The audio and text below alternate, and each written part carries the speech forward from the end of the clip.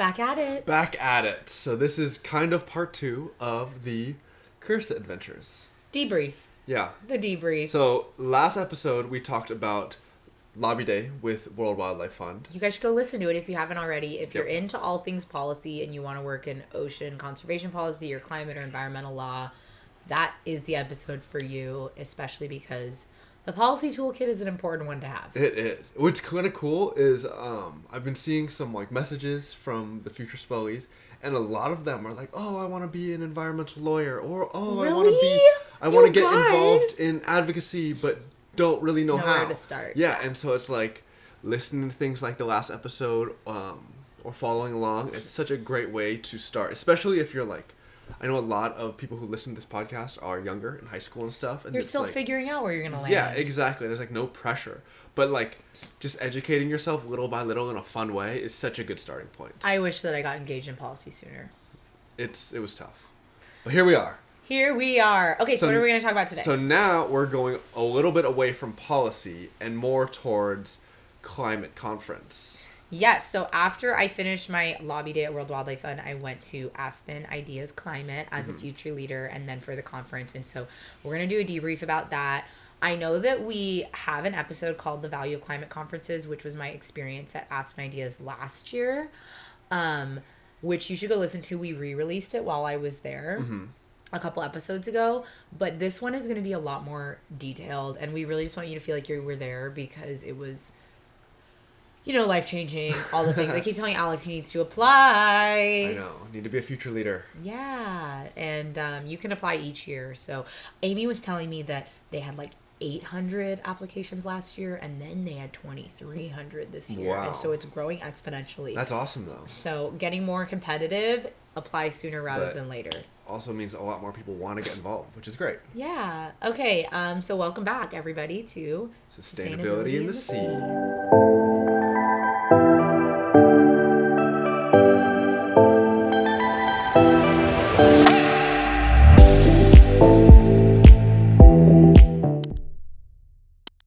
All right, so after Washington, D.C., you then go south to Miami Beach. Miami Beach. In Florida. In Florida. It was really interesting. I guess there was a breakup PSA where Miami Beach said that they were breaking up with spring break. Yeah, you went right during spring break. Yeah, there was all these like warning emails that were like, be careful. It was rowdy. And then it was like the climate conferees, like bopping. But you're right on the beach, and it was really beautiful. I think it's a really cool melting pot of culture there that I like. That's super cool. And so, in terms of Aspen Ideas, it was kind of split up into the first part being Future Leaders, which is like the youngins a little bit. So Aspen Institute is actually an East Coast-based institute that has been around forever, working on a handful of different issues. They are extremely well-known and well-respected in the space. I thought it was Aspen, Colorado for like the longest time, and I was like, why is it in Miami? But that's just the name, I guess. That has come up a lot for people. That's fair. Okay. Yeah. And so the Aspen Institute has started hosting Aspen Ideas Climate in recent years, which is their climate conference. And I learned this year, I didn't know this last year, I learned this year that Aspen Ideas Climate is like the biggest climate conference in the U.S. Oh, that's each awesome. year. Wow. Like there's like COP. Yeah. And then there's like just global. And then there's like, you know, New York Climate Week. And then there's Aspen Ideas Climate. Sweet. So it's 2 to 3 days. It's incredibly jam-packed. And this is for the climate conference section, correct? The climate conference section. Okay. And so then, since they've started, they built a program called Aspen Future Leaders, which is where young people from 18 to 30 are invited to come to Miami Beach for a 2-year or a 2-day, it was 3 days last year, 2 days this year, like future leader session in the exact same place, and then you are also given a badge to go to the full conference. That's super cool. They pay for everything. They pay for accommodations and flights, and then you go out.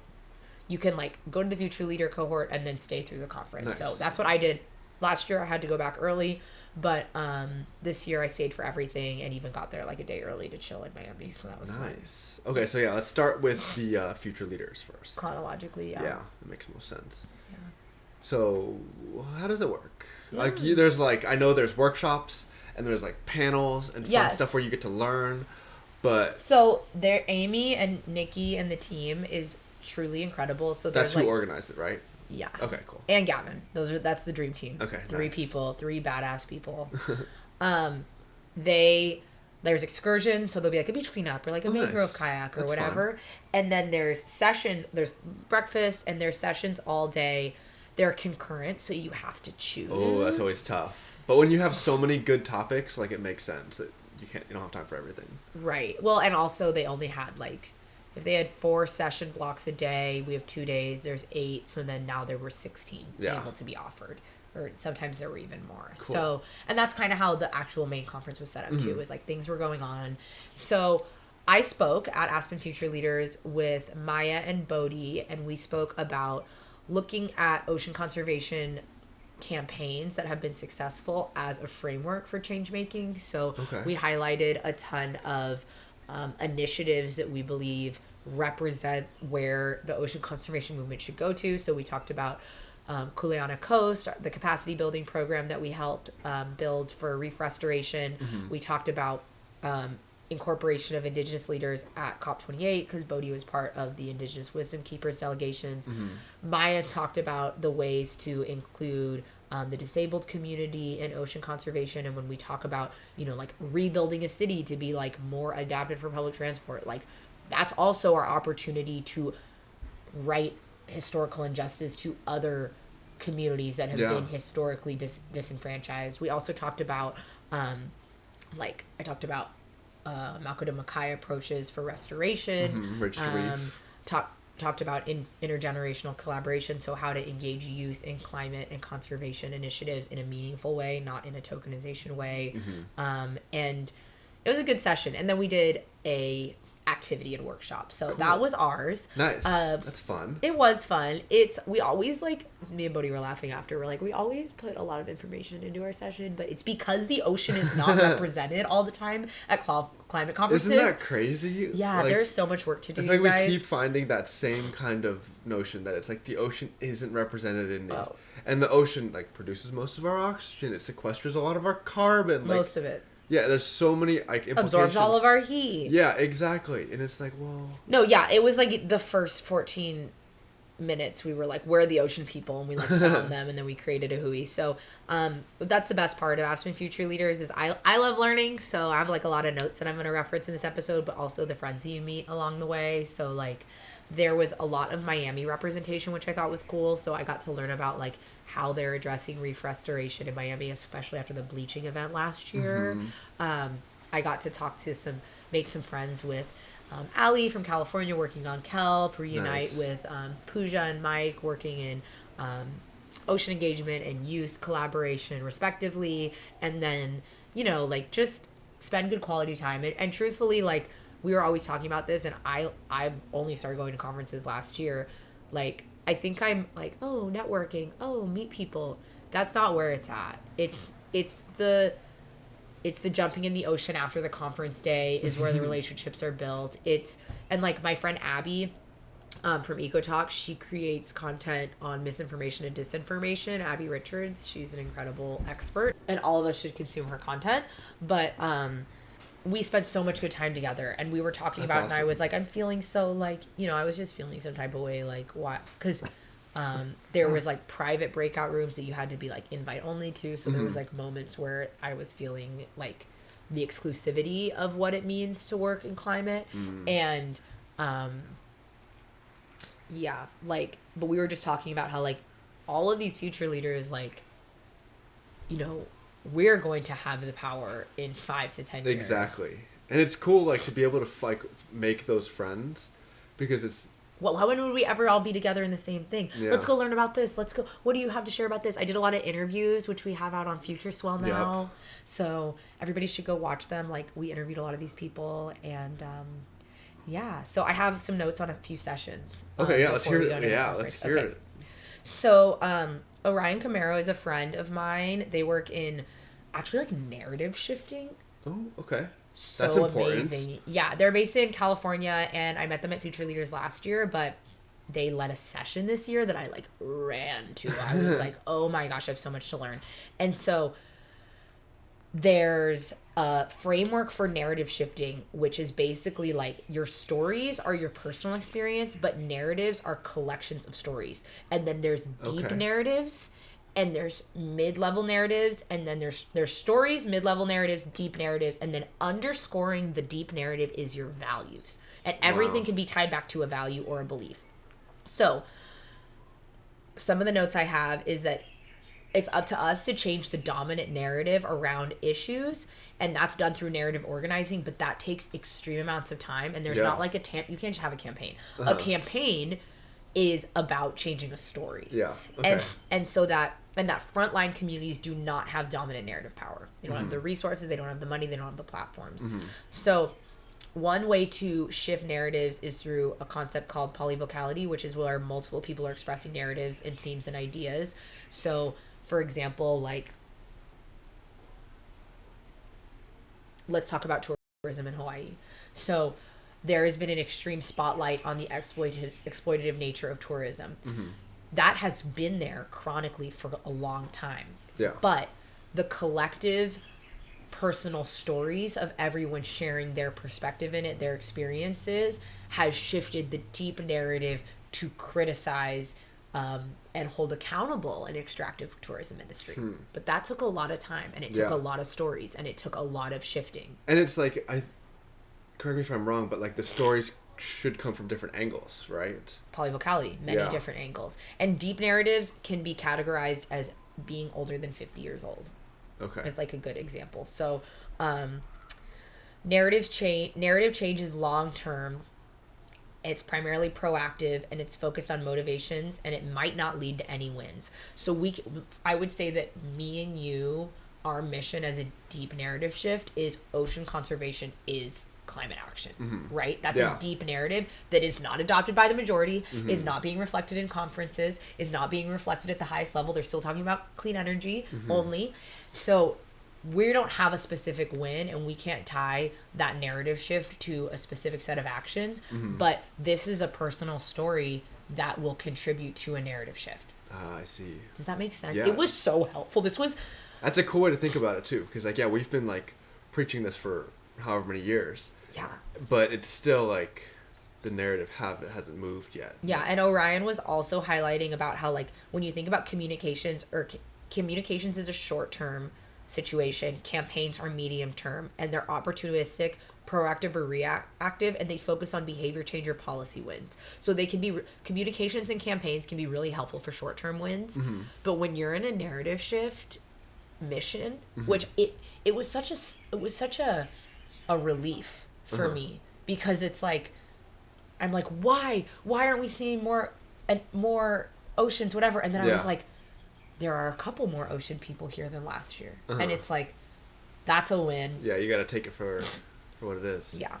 How, like, other than like sharing like different stories from different perspectives, what are some other tactics to kind of shift that narrative? So shifting deep narratives requires like a groundswell of different approaches. Like one of the examples, and I want to find photos actually, one of the examples was like, I think we were highlighting racial injustice through the Black Lives Matter movement. Like there was a clear tipping point that took place during COVID where the narrative completely, I guess you could say the shift was a long time coming. Like I felt like it was common sense before then, but not everyone did, and it became adopted by the majority. So you definitely like saw when it shifted. I feel like people who would be quiet 3 or 4 years before when a similar situation of George Floyd happened were now like speaking up, and I think that was like, we talked about how that was a like, you know, collection of many things, COVID being a huge contributor to it. But yeah. Interesting. So I just thought it was helpful to organize our work, because FutureSwell does so many personal stories, and sometimes we're like, is this making change? But it's like a tiny little chip at the deep narrative. Cool. I like it. Yeah. Some other small things is I went to this pitch fest, which was actually during the main conference, and it was like an animation, like a pitch fest to produce like some form of pitch fest media. Meaning you're pitching your project or work? No, like different groups would pitch their concept of a climate-based media story to judges being Katherine Hayhoe, chief scientist of the Nature Conservancy, Bill Nye, like they were there and they were pitching to it. Also, Dr. Hayhoe, I'm just going to go to an aside on this really quick. Dr. Hayhoe is the chief scientist of the Nature Conservancy, and she's also an incredible science communicator, and she spoke at the closing keynote for the Future Leaders and then also spoke at the primary conference, and her speech was so good. Like, it was incredible. She was basically like, when you look at the Sustainable Development Goals, climate is one of them, but it really shouldn't be that way. It should be treated as an umbrella because it's an everything issue, and that ultimately it's up to us to find what folks already care about and connect it to climate action, kind of like what we were talking about in the previous episode. Like, you need to, like, don't convince people, don't convince deniers that climate change is real. Convince everyone how climate action will benefit them. Yeah, or how it affects them. You care about farming, this is what's happening, because it impacts everybody in all walks of life and all areas of expertise. It really does. And said she found that our efficacy as people, so our ability to do something, is improved by knowing that other folks are doing something about it as well. So our storytelling for FutureSwell, showcasing solutions, Dr. Hayhoe is a huge solution sharer. She has like a newsletter. Actually has been shown to tangibly result in other people taking action too. I used to think, oh, they're gonna see that Brave Frustration is going on a new subpoena, so they're gonna think that they don't have to do anything. It's actually the opposite is true. They're also going to want to be contributors to the solution. They want to be contributors too. They want to join it. Cool. Which I thought was so awesome. Yeah. And good way to say it too. Yeah. And she was sharing all these incredible statistics about the ways that climate solutions are just simply like, we just can tie everything to it, and then that's up to us as storytellers. Awesome. 20%, there's a 20-fold increase in information retention if the lesson is presented as a story. Oh, yeah. Storytelling is so important. 20%. Or 20-fold. 20 times more. Not 20%. 200 times more. 2,000? 2,000. 20 times more. So you tell a story about a climate solution, people are going to get it. Yeah. Well, it's like, who would you rather listen to a story or listen to a lecture? Most people would rather listen to a story. And I'm always like, oh, I'm a visual learner, I'm incapable of learning anything. 65% of people are visual learners. Oh, wow. Video, baby. Okay, that was awesome. I really had an incredible work. Okay, I met Allie. She's the best. We interviewed her on FutureSwell. She taught me that Northern California has lost 99% of its bull kelp. Wow. Did you know that? No. That's like all of it. Yeah, that's crazy. What? I wonder how much there was before. I know. Like at historical levels. Yeah. Okay, and then maybe one of the last ones I'll talk about is there was another keynote that talked about music for activism. This changed me. This was like, I want to go to music festivals and talk about ocean climate action. So it was a guy who is part of a band. His name's Adam, that he also runs a nonprofit called Planet Reimagine. So there's a concept called collective effervescence, which is when humans are together in a space, they're more likely to take action or make progress. Okay. So if you have a ton of people at a music festival, they are way more likely to take an action, whether it be sign a petition or register to vote, than they would individually. And I think it has to do with... Is it like almost like peer pressure? Mentality. Yeah, like you're like, oh, they're doing it next to me, so I might as well do it too. Easy. Yeah. Oh, or like, there's a lot of people at that booth. What's going on at that booth? That type of stuff. Only 3.5% of a population needs to mobilize to get a policy passed at the federal level. Wow. That is surprising to me. It's not. No? It's mobilize around one single thing. So what we need to do as a collective is choose one thing, hit it with everything we got, and then move to the next thing. Instead of what we're all doing. Instead of branching off and like, oh, I want this, I want that, I want that. It's like that we all need to work towards a common goal together. He did a study as part of his nonprofit in partnership with Ticketmaster, where they did like a survey to figure out the potential of climate festival or music festivals for climate progress and advocacy. Okay. 78% of Ticketmaster consumers took climate action in the last year. 4 out of 5. Okay. 70% of fans aren't opposed to artists being outspoken. So I think it's interesting when we think about, I always think about the Miss Americana documentary on Taylor Swift, where her dad is like, don't go out on a limb for this stuff. It's going to hurt your business. Fans actually don't give a crap. In fact, 57% find the artist more inspiring. I would. I would too. People love Billie Eilish for the way that climate is part of their mission. Yeah. Authenticity inspires, and leading by example is extremely important for entertainers. Which is, I feel like, could be the case of some of their choices to be quiet. They don't want to. They feel like they can't lead by example. Oh. You know, it's like with the Taylor Swift. I know you love her, but she's heavily criticized for her jet, which is a completely usage. Valid criticism. And it's totally get that. But like, you can't say I'm pro climate and then also take your jet everywhere. No. Like, I know she does her offsets, which is awesome. No. We're not here to defend Taylor Swift and her jet usage. We're not. It's extremely extractive. But like, the ultimate thing is that, you know, if you can lead by example in other ways, whether it be voting or participating in advocacy or things like that, I think it's still worthwhile. Like, I'm not going to say, but you're right. They're scared of being called hypocrites. Yeah. They're scared for a lot of reasons. There's PR issues, but truthfully, you're not going to lose fans. That's what this data is saying. So there is an extremely untapped community within the music industry for the climate movement, and we can tap into it. Wow. Yeah. You know what's kind of cool is, like, Hawaii doesn't have a lot of, like, concerts and stuff, but I feel like the few that they do, the Sustainable Coastlines Hawaii is there kind of doing waste diversion and stuff, and so that's a small step. Jack Johnson is a perfect example of what's possible. Yeah, he has a concerts. He fundraises. Yeah. He waste diverts. Yep. He teaches people along the way. He sets up his concert venue so that you have to walk by the nonprofit groups and learn about them. Yeah. And then there was a What is Nature panel that Bodhi was on that was really awesome with Billion Oyster Project and our friend McKenna. Oh, nice. And that was incredible.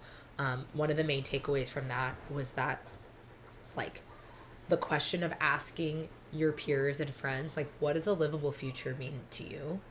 If you don't know the answer to that for the people that you're, like, in this fight with, people don't talk about that. Yeah. What does a livable future mean to you?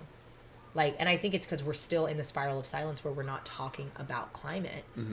We talk about it in our circles, but it's like, I don't know what it means. I don't even know what it is for you. And we're partners with all things. Like, what does a livable future mean to you? Like, she was saying, like, you need to ask people. That's interesting. I don't know. My first thought is, I was in a meeting the other day, and they were saying that in 10 to 15 years, the ocean is going to be completely different. Like, whereas we see diversity... Because of the bleaching event? Well, we just see diversity in corals and megafauna.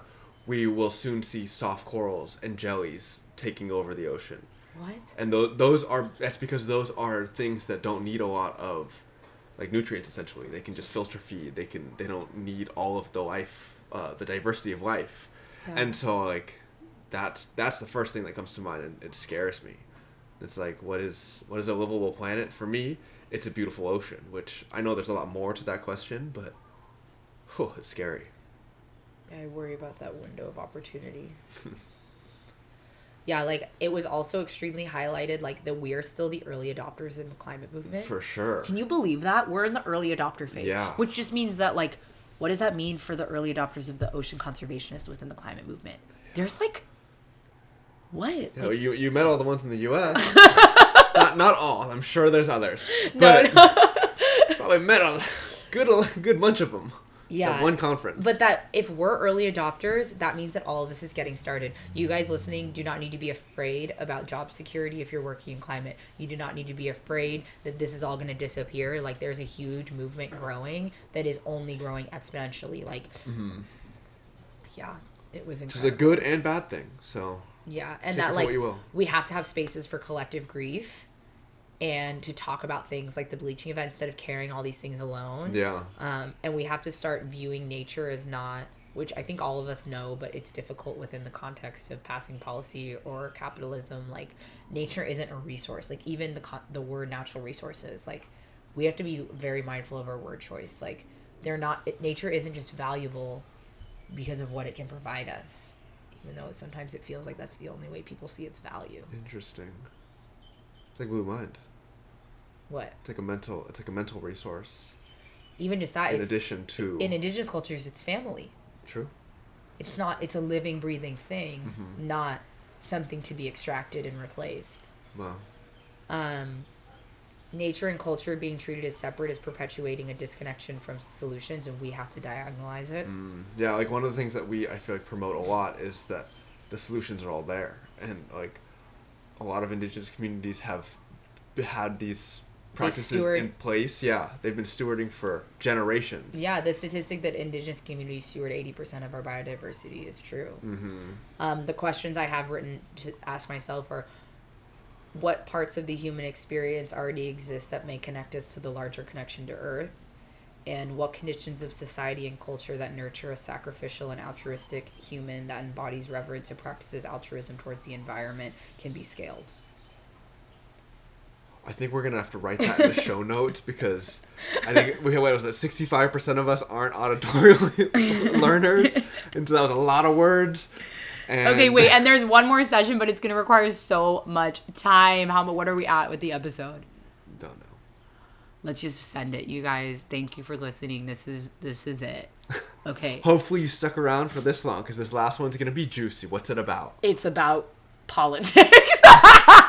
We're coming back. We're coming back, baby. Okay, so it was a panel, and it was talking, I think the title of it was like getting out the climate vote or whatever. Okay. So I was like, okay, please, like, how do we do that?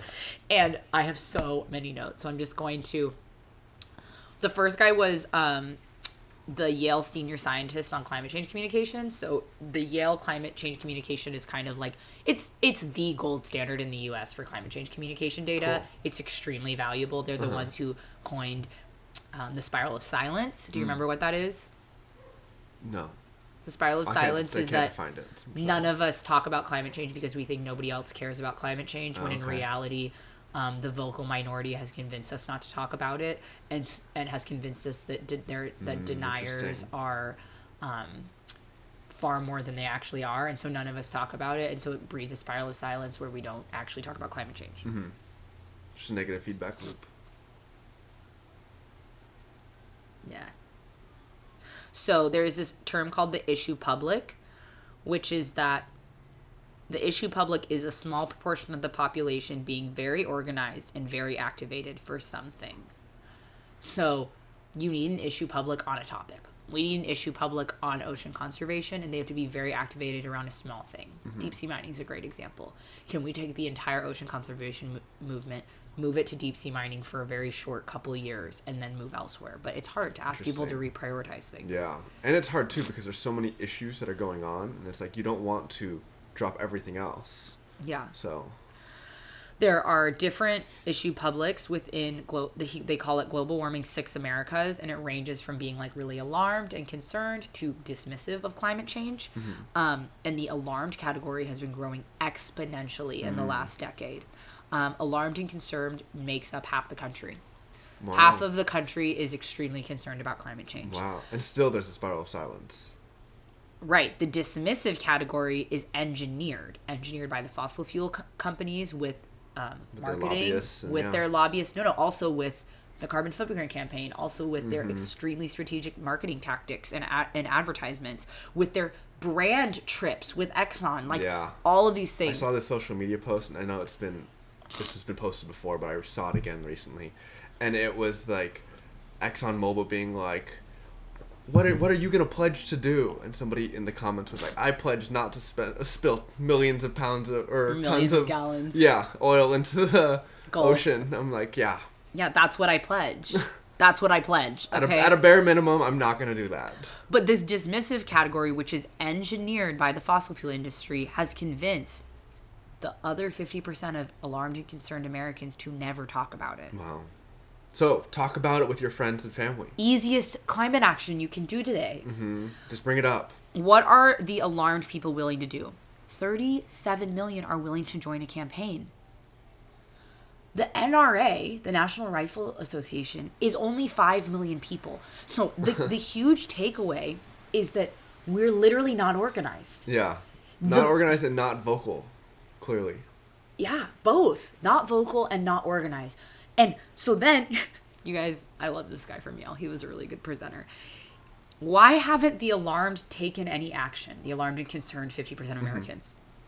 The top reason why is because no one has ever asked them to. Oh. Wow.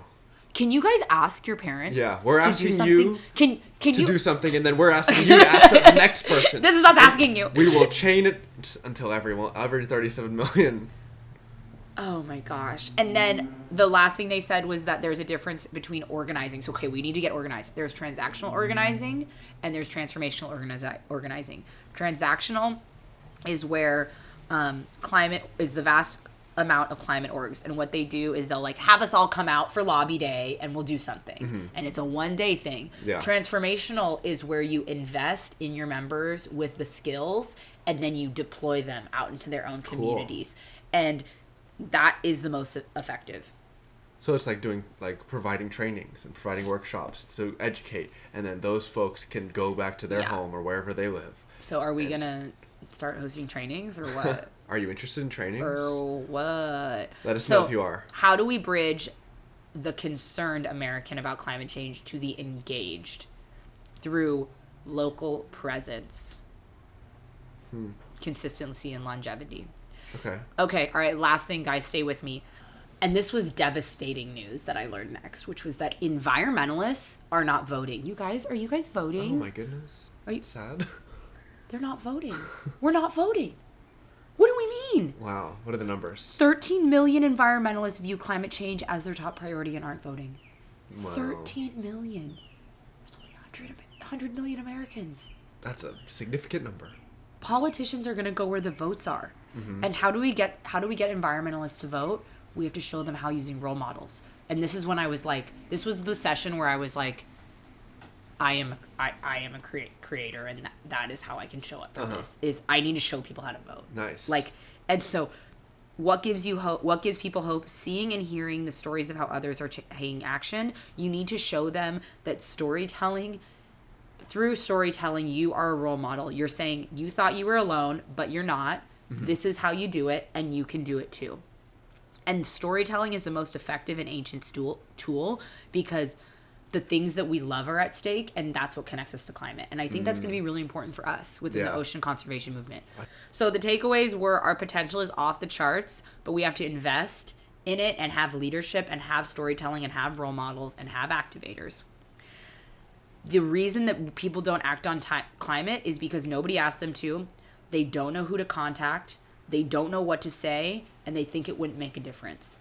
Don't know who to contact. I'm like, people don't know how to talk to their people. Yeah. We're not organized, but the dismissive are. They're loud too. Yeah. And if you want to be and so some of the core messaging was really important. There's like persuasive messaging to get people to buy into it, and the way that you persuade people to act in this way is by tying it to identity, traits, and values. You're a good scuba diver if you vote. Isn't that crazy? Yeah. Kind of manipulative. That is. Maybe we should have a voting block within like the PADI education system because they have all those PADI certifications. Teach you how to vote. That is a great idea. Here's how you vote. Yeah. Wow. Congress was asked how many people need to call them in a week to sway them on an issue. What do you think it is? How many people? 5,000. Lower. 1,000. Lower. 500. Lower. 100. 100 people need to call a representative on an issue to get them to sway them.